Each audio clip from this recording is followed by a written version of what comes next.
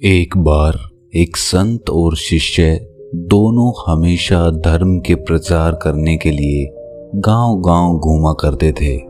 एक बार वो धर्म प्रचार करने के लिए किसी गांव में गए हुए थे। वहां पहुंचते ही बहुत जोर से वर्षा शुरू हो जाती है। वो संत और शिष्य वर्षा में भीग जाते हैं। वर्षा रुकने का नाम ही नहीं ले रही थी। तब वो दोनों तय करते हैं कि कुछ समय के लिए वो उसी गांव में रुक जाएंगे। वो वर्षा रुकने के बाद गांव में एक कुटिया बनाकर रहने लगे और रोज उस गांव में धर्म का प्रचार करने लगे। उस संत का उपदेश उस गांव के लोगों को सुनना बहुत अच्छा लगता था। वो रोज उनको उपदेश देने लगा। उस गांव के लोग उनका बहुत सम्मान करते थे और उन्हें भोजन इत्यादि देने के साथ दान दक्षिणा भी दिया करते थे। वो लोग काफी दिन उस गांव में रह लिए थे। एक दिन वो संत अचानक अपने शिष्य से कहता है कि वत्स, हम यहाँ काफी दिन रह चुके हैं, अब हमें यहाँ से चलना चाहिए। ये सुनकर वो शिष्य कहता है कि परंतु गुरुदेव, यहाँ कितना अच्छा है, यहाँ के लोग हमें कितना मान सम्मान देते हैं और यहाँ तो बहुत चढ़ावा भी आता है। क्यों ना कुछ दिन और यहीं रहा जाए और बाद में चलें, तब तक थोड़ा और चढ़ावा इकट्ठा हो जाएगा। शिष्य की बात सुनकर वो संत उससे कहता है कि वत्स, हम पहले ही यहाँ बहुत रह चुके हैं, अब हमें यहाँ से चलना चाहिए और हमें धन और वस्तुओं के संग्रह से क्या लेना देना है। ये सब हमारे लिए कोई मायने नहीं रखते। हमारे भीतर इसके लिए कोई मोह नहीं होना चाहिए। हमें तो केवल त्याग के मार्ग पर चलना चाहिए, सत्य के मार्ग पर चलना चाहिए। धन से हमें कोई मतलब नहीं होना चाहिए। इतना कहकर वो संत शिष्य से कहता है कि हम यहाँ से कुछ नहीं ले जाएंगे, जो कुछ भी है इसी जगह छोड़ देंगे और खाली हाथ चलेंगे। गुरुजी का आदेश सुनकर वो शिष्य जो कुछ भी उसके पास था वो सब कुछ उसी कुटिया में छोड़ दिया। उसका मन तो था कि वो सब ले जाए, लेकिन गुरु की आज्ञा का अनादर नहीं कर सकता था। परंतु फिर भी जाते जाते उसने गुरु से छुपाकर कुछ सिक्के अपनी झोली में रख लिए। आगे जाते ही उन्हें मार्ग में एक नदी मिलती है। दरअसल वो दोनों जिस गांव की ओर जाना चाहते थे उसे एक नदी पार करके जाना पड़ता था।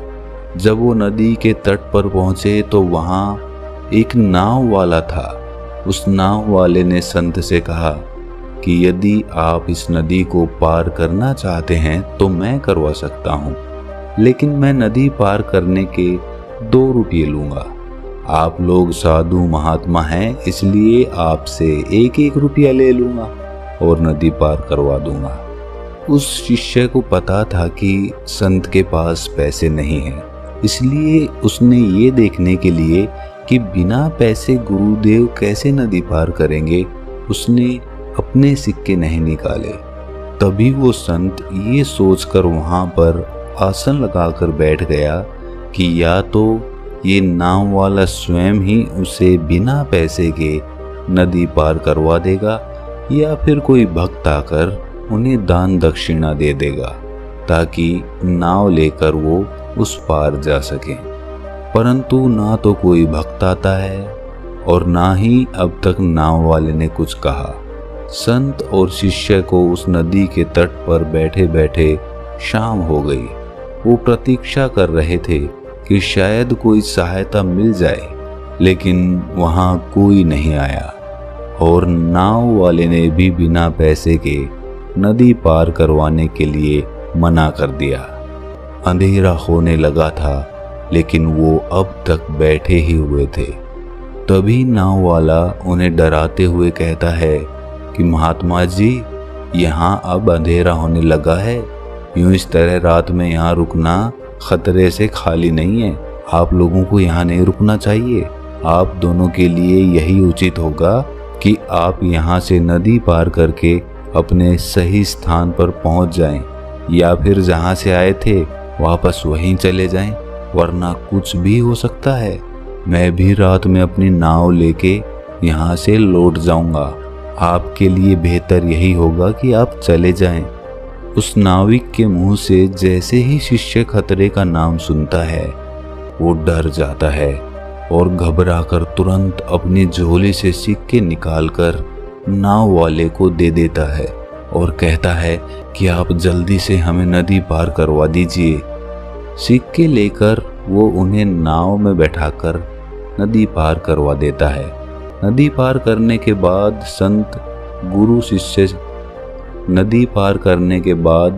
संत शिष्य से पूछता है कि तुमने गांव का चढ़ावा क्यों लिया? मैंने तुम्हें सब कुछ छोड़ देने के लिए कहा था, फिर भी तुमने मेरी बात नहीं सुनी, क्यों? तब वो शिष्य कहता है कि गुरुजी, यदि वो सिक्के मेरी झोली में ना होते तो हम दोनों कष्ट में पड़ जाते। रात का समय था, कुछ भी हो सकता था। इन्हीं सिक्कों ने हमारी रक्षा की है।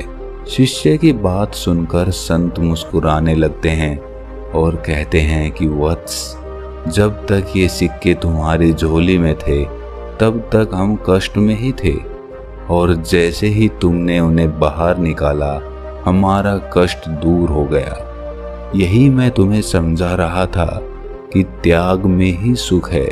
तुमने सिक्कों का त्याग कर दिया, उसका परिणाम तुम्हारे सामने है। ये कहकर संत ने बाकी के सिक्के किसी गरीब को दान कर दिए और आगे चले गए।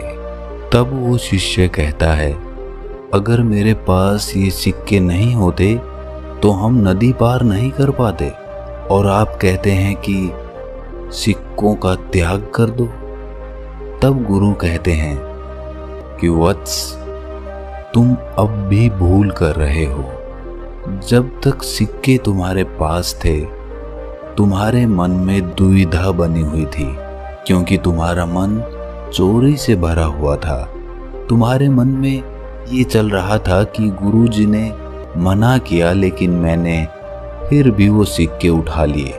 उन सिक्कों की वजह से तुम्हारे मन पर एक बोझ बना हुआ था, लेकिन जब वो सिक्के तुमने नाव वाले को दे दिए तो तुम्हारे मन का बोझ हल्का हो गया, तुम्हारे मन पर से बोझ उतर गया।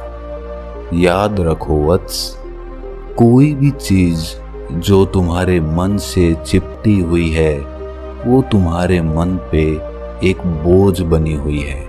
यहाँ तक कि जो कपड़े तुमने पहन रखे हैं वो भी एक तरह का बोझ ही है। जब तुम ये अनुभव करोगे कि तुम बिल्कुल खाली हो, तुम खाली हाथ आए थे और खाली हाथ ही जाओगे, तब तुम्हारे मन में त्याग पैदा होगा, और वो त्याग तुम्हारे मन के सभी बोझों को खत्म कर देगा, और तुम्हारा मन एक दर्पण की तरह तुम्हारी आंखों में दिखने लग जाएगा।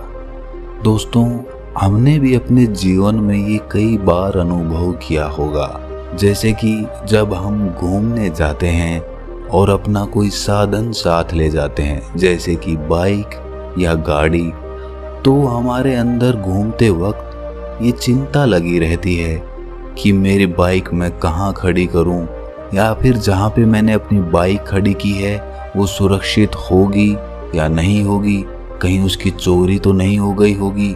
उसकी वजह से हम घूमने का पूरा आनंद ही नहीं ले पाते हैं। लेकिन जब हम बिना किसी साधन के घूमने जाते हैं तो हमारे मन पर कोई बोझ नहीं होता, ना ही हमें कहीं पहुंचने की जल्दी होती और ना ही कहीं देरी होने का डर होता है। इसीलिए अगर अपने मन का बोझ कम करना है तो कम से कम वस्तुएं अपने साथ सफर पर ले जाओ, और अपने मन से तो कोई भी चीज मत बांधो, चाहे कोई चीज कितनी ही प्यारी क्यों ना हो, लेकिन तुम्हारा मन उससे बंधा हुआ नहीं होना चाहिए, तभी तुम्हारा मन आजाद रह सकता है। तो दोस्तों, अगर ये कहानी आपको थोड़ी सी भी ज्ञानवर्धक लगी तो इसे अपने सगे संबंधियों, अपने दोस्तों और अपने मित्रों के साथ शेयर ज़रूर करना। और हाँ, ऐसी ही कहानियाँ सुनते रहने के लिए हमारे चैनल को सब्सक्राइब करना ना भूलें।